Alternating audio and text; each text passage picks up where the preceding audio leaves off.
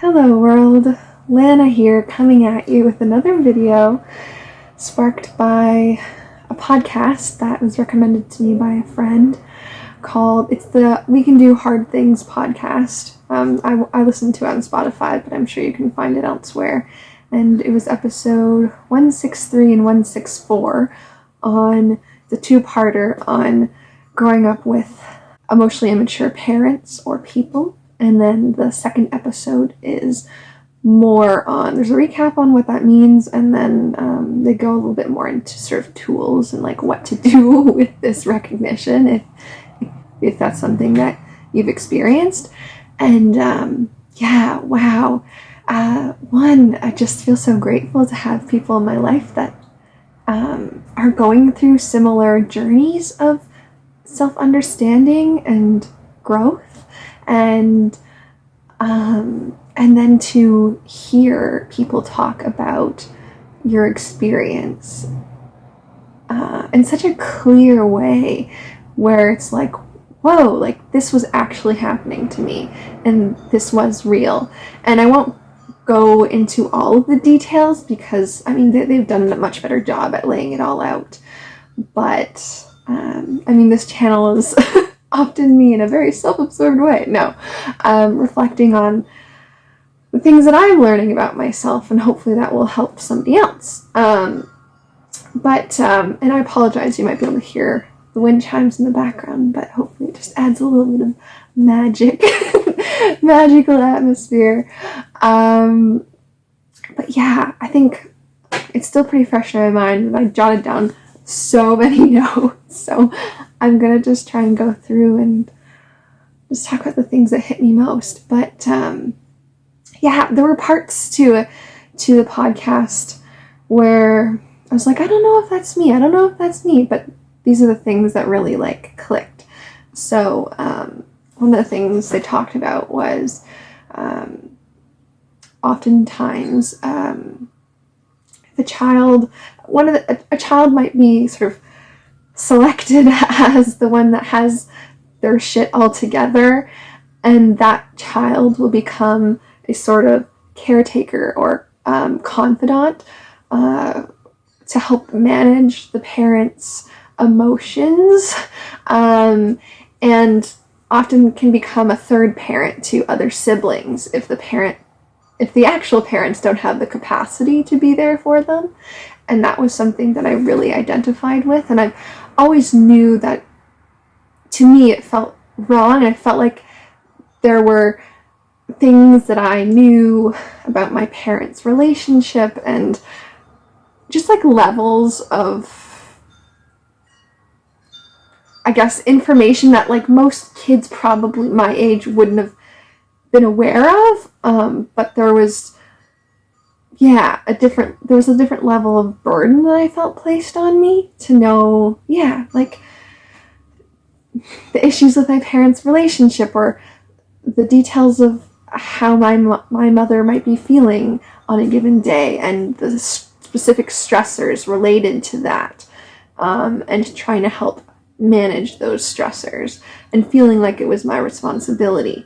And anyway, what triggered that, like that part was really powerful of like, wow, I've always felt like I had to have it all together to be that advisor to my parents. And that's something that really, like, it hit a breaking point when my brother almost passed away, and obviously a very stressful time for the whole family, and I sort of just I took on that role, and it was, I did what I had to in the moment when it first happened, but because this was a long-term recovery, it was something that I realized that I could not handle and did not want to have to handle as a role, like for an extended period of time.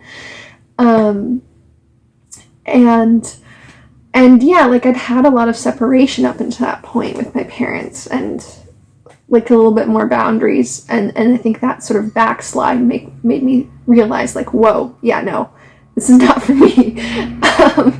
I don't, and I'm really proud of myself for in those times of, having parent or sibling call me up and start dumping their trauma on me, I'd say, I think you should talk to a friend about this. I think you should talk to a therapist about this. I'm your child. I'm also dealing with my own pain around this situation, and I don't have the strength to carry yours.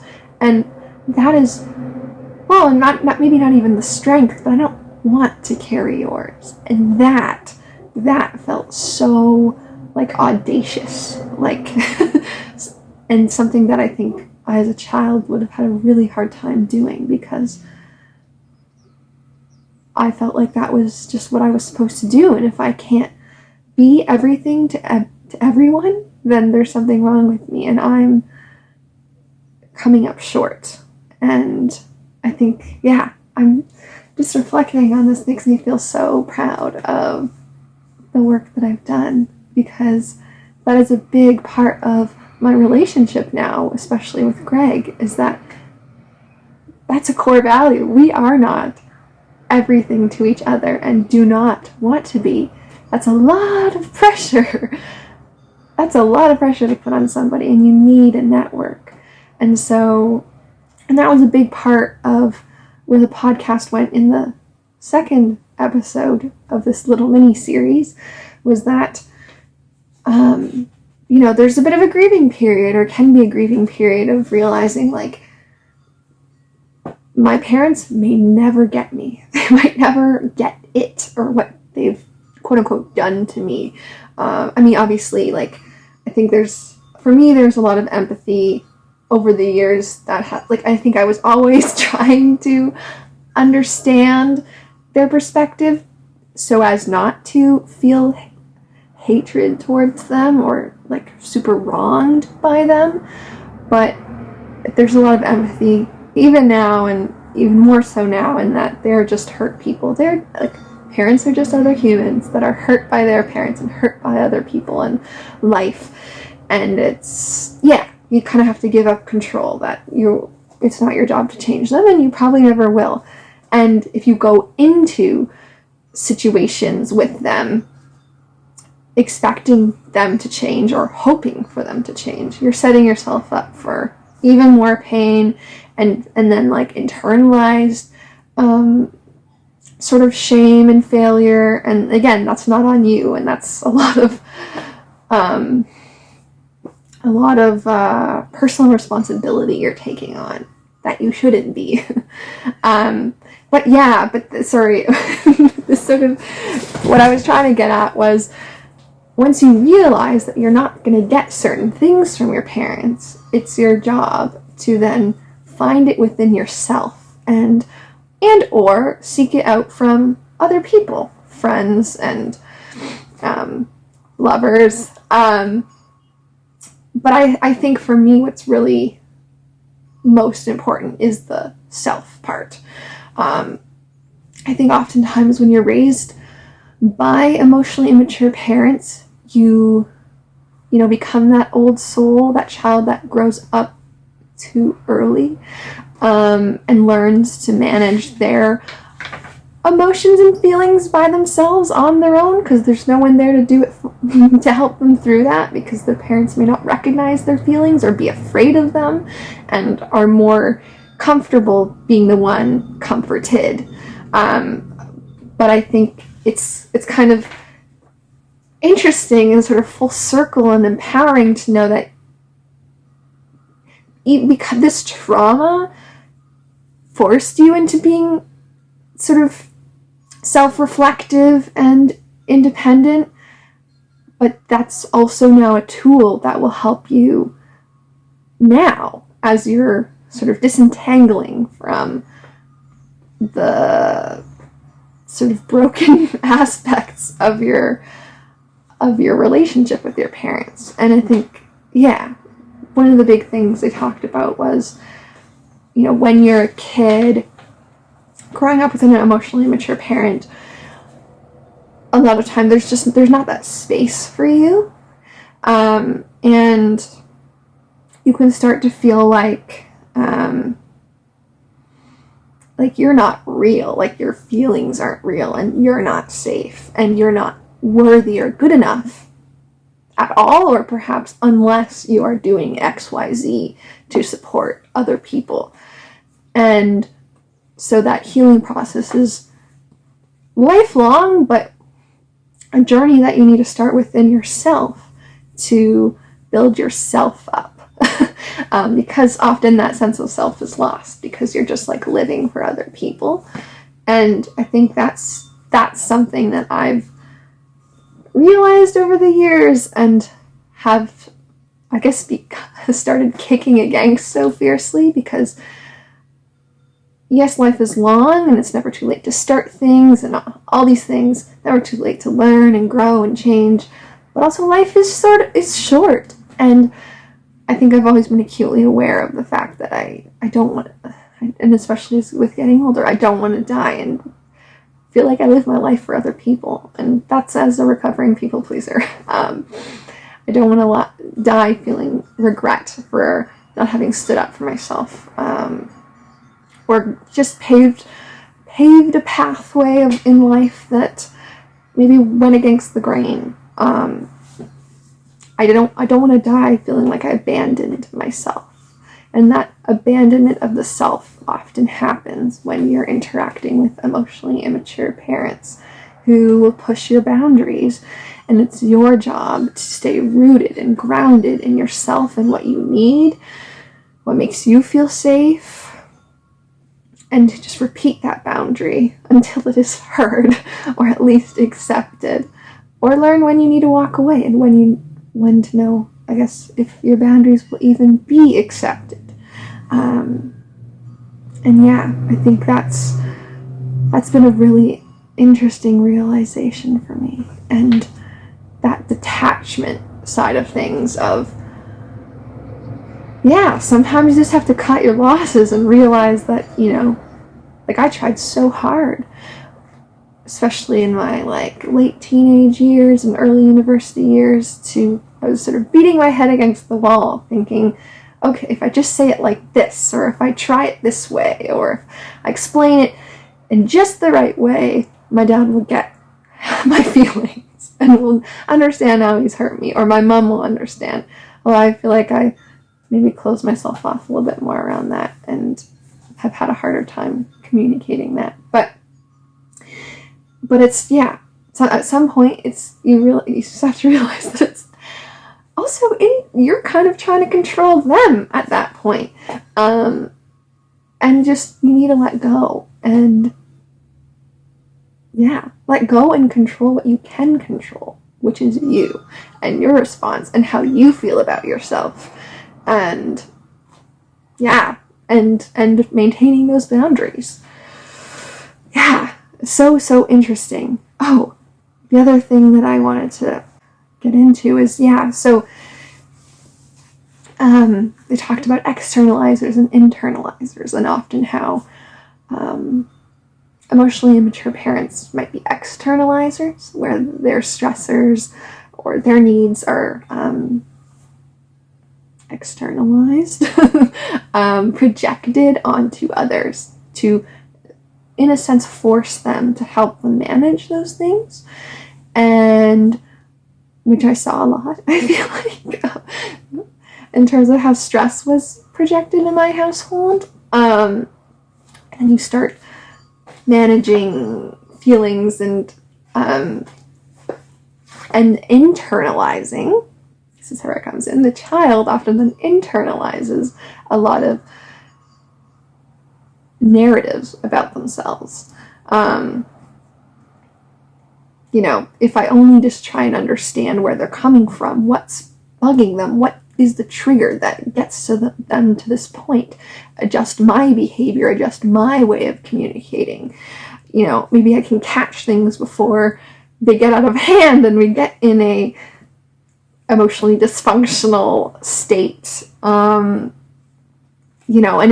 then on the flip side, if I feel like I don't want to do these things, I may internalize narratives about myself as in being selfish or, thoughtless or inconsiderate or, or just that my needs don't matter. That's that can be a very dangerous thing if you don't reflect on that and grow from it, because obviously it doesn't just affect the way you have been with your parents, but it's going to affect how you are in all aspects of life and all kinds of relationships. Yeah. And then the other thing that I wanted to talk about was, they were saying the world feels unsafe if you admit your parents were inadequate or bad, so you make yourself the problem. And that's where that internalization comes in, and where I think a lot of people can go through stages of denial that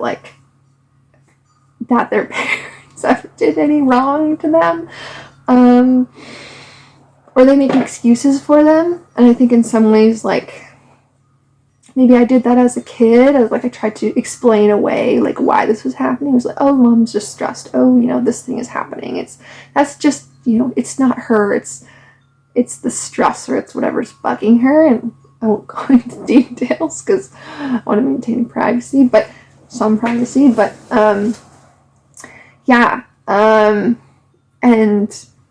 I guess the other thing that really resonated with me was when they're talking about how this whole internalizing all these things and often a lot of shame and managing other people's emotions can be exhausting. And it just made me think back on when I was growing up and I was living away from home with various host families, skating, to train competitively for figure skating.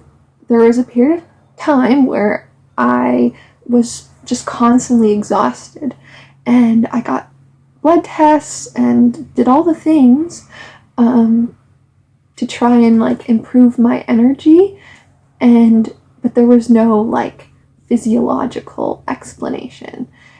I knew that I felt really low in mood, and maybe I was depressed at the time, but there wasn't ever of explanation or reason why I could put my finger on. And I mean, I wasn't even living under my parents' roof, full time at that point. I was living away with other families, but there's this emotional loneliness that they talk about in the podcast.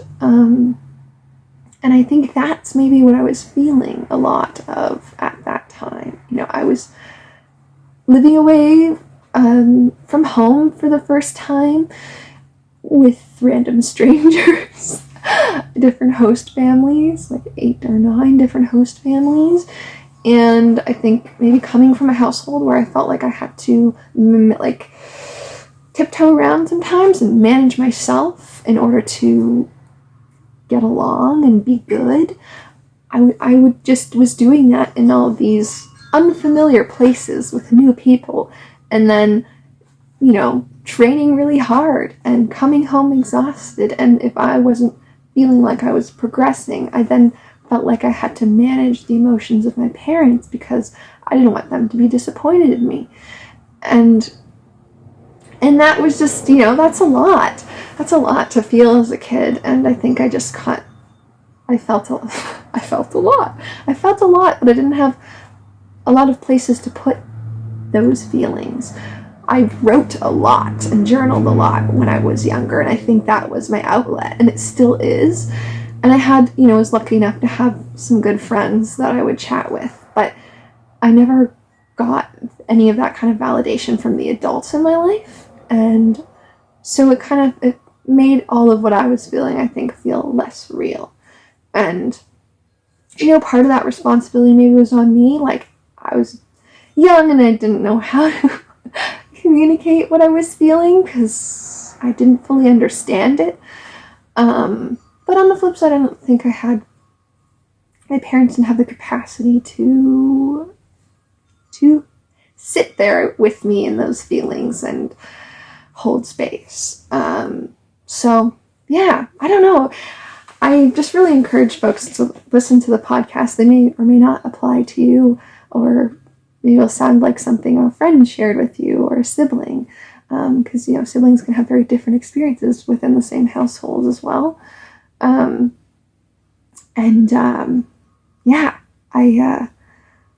For me, caused me to reflect a lot and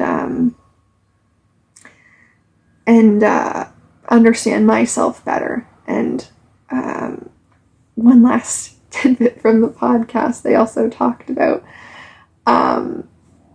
two last tidbits is that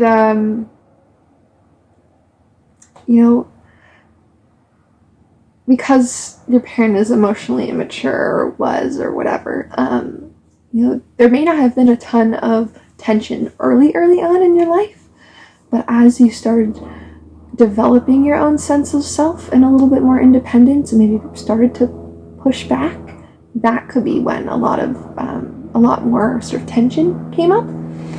And I really saw that for myself. I reflect on my early childhood years, like age 5 or under age 8 maybe, and look at those years pretty fondly. Obviously there's always things, but I think it was more in the teen years where you start developing your own sense of self that came up for me more strongly. And then they talk about the vortex of weirdness and how this goes back to what I was talking about. If you may try to create and take on the personal responsibility of creating a healthier relationship with your parents, and then things start going off in weird directions where they might bring up stuff from the past, or they might just totally not get what you're trying to say, and you come out of it being like kind of in a total mindfuck of what just happened. Like, I swear I went into this feeling like I was going to explain myself in a rational way and with good intentions to try and mend and repair and improve the relationship. And what they talk about is that if a person does not want to understand what you have to say, it doesn't matter how you say it. They never will get it. And that's where it comes back to that, like, sometimes having hope or expectations over somebody and that a situation can change and that they can change is not helpful. And you just need to release and realize that it's not all on you. Relationships are two-way streets, and sometimes you can have all the best intentions, but that's not going to be enough. And that's okay. And that's when you come back to the self-empathy that although this relationship may not look like the ideal that society might say I should have, or that I feel I should have, I'm okay. I'm still worthy. There's nothing wrong with me. I'm safe. I can make myself feel safe and strong and secure. And I can seek that from other people.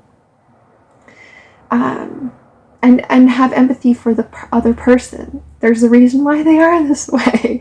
They're just another hurt human being. And just go back to those boundaries. Because, you, at the end of the day, you have yourself. And you need to take care of yourself. And you can't abandon yourself. Or ought not to. Because when you do, I think you'll feel, I know I've felt, but like sort of a betrayal of myself. It's every time you abandon what you truly need and want, you're telling yourself subconsciously, I think, that it doesn't matter, you don't matter, and you don't deserve to feel safe or loved or happy or comfortable or all the things. And obviously that's not great. So anyway, this was longer than I thought it would be, but the podcast, both of the episodes alone were 50 minutes each, so 2 hours, so 24 minutes recapping, not so bad. Anyways, go check it out. The We Can Do Hard Things podcast, episode 163 and 164 on emotionally unintelligent parents and people. And for all of y'all out there, I think this whole channel, a lot of what I talk about on here is like self-esteem and self-worth and boundaries and creating joy and allowing yourself to be free and building positive, healthy relationships. And yeah, a lot of us who have these issues or are working on these things may have experienced these kinds of parents. And yeah, just hearing it explained in this way, I think, was really helpful to me, and maybe it'll be helpful to you. So with that, I hope you have a wonderful day today. It is, it's pretty nice out. It's, there's some snow on the ground, but the sun is shining, and I'm sitting in our sunroom, partially unfinished, as you can see by the ceiling, but it's warm, and I can feel the sun on my toes, and obviously the wind chimes, and yeah, it's a good place to be. And I hope wherever you are today, it is also a good place to be. All right, take care, and I will see you in the next video. Bye for now.